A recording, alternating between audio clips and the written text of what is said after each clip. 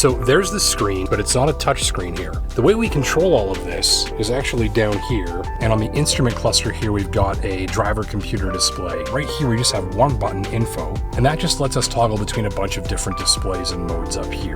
Drive mode selector down here, we just tap this up and down for the corresponding result up here on the screen. We've got sport, normal, and off-road.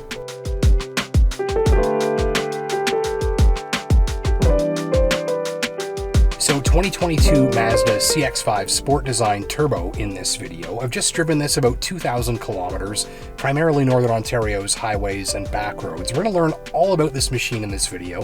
I'll be showing you these headlights, which are actually one of the best things about the drive, and I'll show you why a little bit later on. But for now, let's get you up to speed with what this machine is, what it's got, where it came from, and how it drives. The CX-5 is the best-selling SUV crossover in Mazda's lineup. The first-generation machine came to Canadian roads for model year 2013 with an upscale interior, upscale drive, and newly minted range of SKYACTIV engineering implements deployed to reduce fuel consumption and improve performance. Eventually, the second-generation CX-5 rolled around for model year 2017 with new engines, styling, and tech. So after years of growing sales momentum, the second-generation CX-5 has been evolved and tweaked into the machine on your screen, the 2022 CX-5, in its new this year Sport Design trim grade. This year, several updates pushed the CX-5 further upscale. The designers focused on reworking front and rear-end styling to dial in a look with minimized character lines and maximized reflective surfaces for a unique and elegant appearance that hits hard without being too busy to look at. Significant updates were made to the lighting system as well. I'll be showing you how these new steerable LED projectors perform a bit later in this video. And in back, it's a revised tail lamp design, and everything finished with a new set of alloy wheels. So a more upscale look, and there's more upscale packaging as well. The CX-5 is no longer offered in front-wheel drive, meaning the iActive all-wheel drive system is now standard. That's a strong sign that most shoppers were going all in and adding it as an option anyways.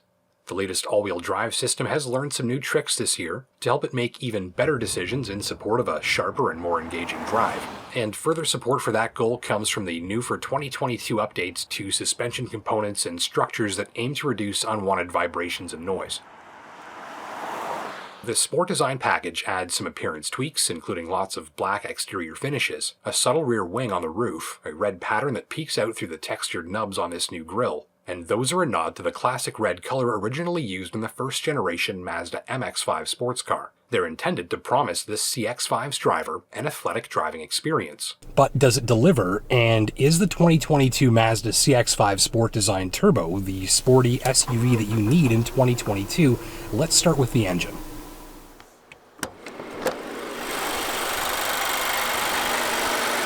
This year, the 2.5-liter SKYACTIV 4-cylinder makes 256 horsepower and 320 pounds of torque when running on 93-octane fuel, though it'll run just fine on 87, where you'll get a reduced 227 horsepower and 310 pounds of torque instead.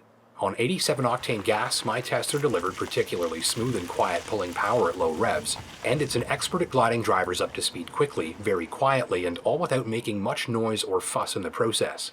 Most drivers will find power output more than sufficient at low revs, as well as notably quiet and refined operation. Still, enthusiast drivers may find themselves wishing for a more meaningful soundtrack or a more exciting power curve. The 2.5-liter turbo engine delivers a hefty torque punch, though it's not much for revving, often grabbing the next gear by about 5,500 RPM, as most of its meaningful power is concentrated into the bottom part of the rev range.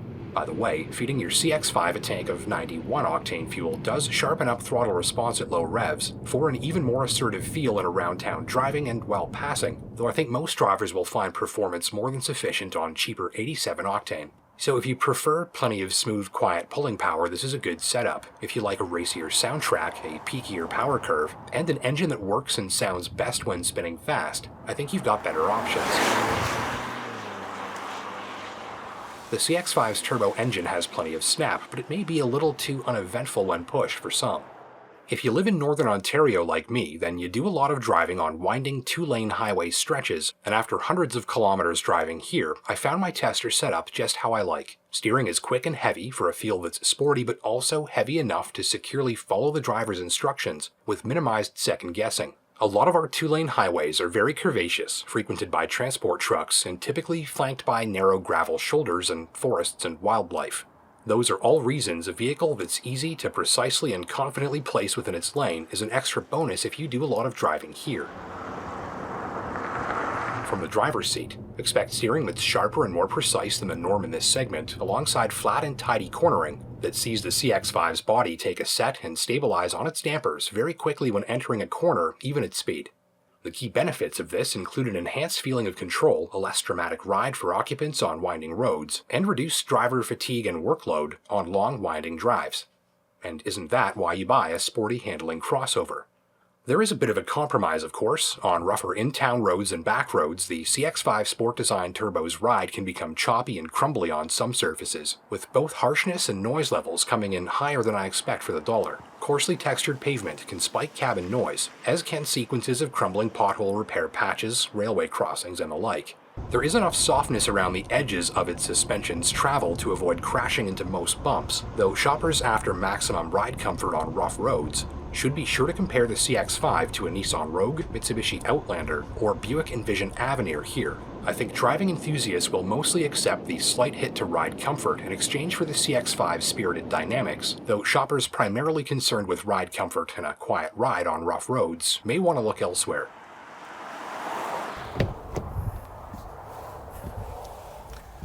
Alright, so a little check for spaciousness.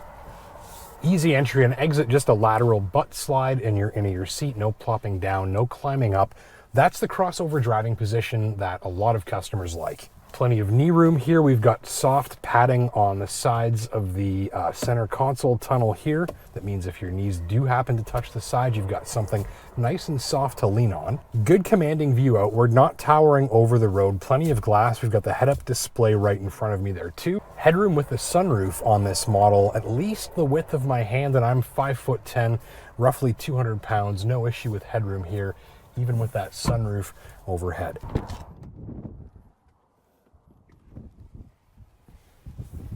And you should do this test on every vehicle that you're test driving with a back seat. In case you've got people sitting back here, you want to make sure they've got enough room. In this case, I've got about the width of my hand in terms of knee room here. That's fairly standard in an SUV of this size.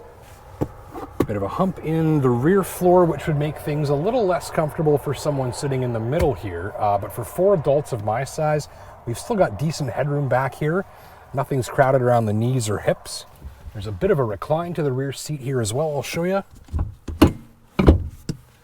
Sit a little more upright,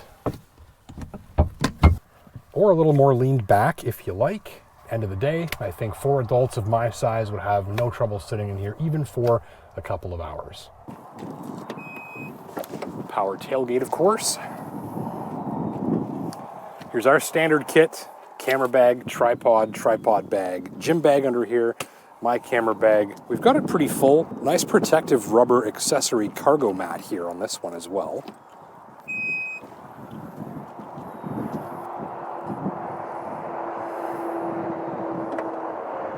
Cabin design is sleek, simple, and modern. I like the contrasty look of the metallic trim against the dark dash, and the low-mounted and minimal-looking climate control and infotainment controls amplifying the effect. As you look out of the CX-5, all you see is the darkly stitched dash, the clean and tidy instruments, and the aluminum accents. Most of the busier-looking stuff is kept well out of the cabin's visual scenery unless you go looking down for it. So, like the exterior, this cabin is elegant without being busy. And controls from the wiper stalks to the gear shifter to the drive mode selector all operate with a crafted feel and solid high-quality clicks, matching the upscale looks with upscale tactile feedback.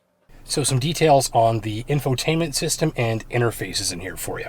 So there's the screen. There's my hand for reference. You can see all the way up here at the top of the dash. So from the steering wheel, we can reach this, but it's not a touch screen here.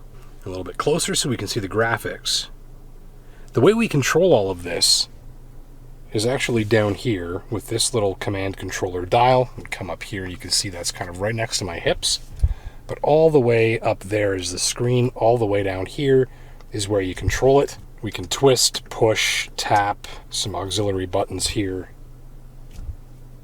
And by manipulating that dial, we can use the functions up here. And if we just tap this over to the right, like that, then we call up Android Auto. So just tap to the right. That comes up on screen here. Phone is plugged in down in the center console storage bin.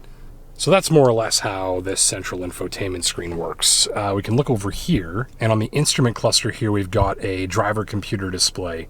Very simple to use and very informative. I like this. Right here, we just have one button, Info, and that just lets us toggle between a bunch of different displays and modes up here.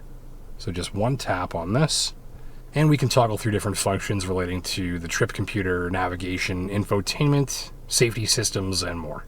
Drive mode selector down here, we just tap this up and down for the corresponding result up here on the screen. We've got sport, normal, and off-road. Normal's going to be good for most of your driving. Elsewhere, the CX-5's cargo area is wide, accommodating, and mounted low enough to the ground that it should prove easily accessible for most four-legged passengers, grocery helpers, and the like. A low cargo floor height means less lifting and bending when loading and unloading cargo, too. This is my boy Ghost. He's 9 and sometimes likes to use a ramp to get in back of an SUV like this, but no problem with the CX-5. My tester's headlights were also fantastic. The new for 2022 headlights feature a redesigned LED housing, and the new lights work really well. Lighting output ticks all of my favorite boxes for use on northern highways, with exceptional peripheral illumination into tree lines and culverts, especially with the high beams engaged. These offer higher than expected reach up the road to reflective surfaces. The automatic high beam system is on the ball, and even with the low beams engaged, thick white light floods the way ahead. An added bonus, the steerable projectors slightly bend the lighting output into corners for an additional step up in nighttime visibility that helps make sure you've got maximum lighting output exactly where it's needed. The first time you drive your CX-5 at night, I think you'll be impressed. I definitely was. So to sum up, the CX-5 might leave some enthusiasts after a more exciting engine, and the sporty ride might leave some drivers after something more quiet and comfortable on rougher roads. Though I think this machine does some of its best work during highway touring on winding roads in the dark. That's where its reflexes and lighting system tech seem to work hand in hand at the tips of your fingers to turn a commonly stressful situation into a relaxing and energizing one. Thank you for watching. My name's Justin Pritchard. Don't forget to hit that like and subscribe button down below so you never miss a new upload. And until next time, take care and drive safe.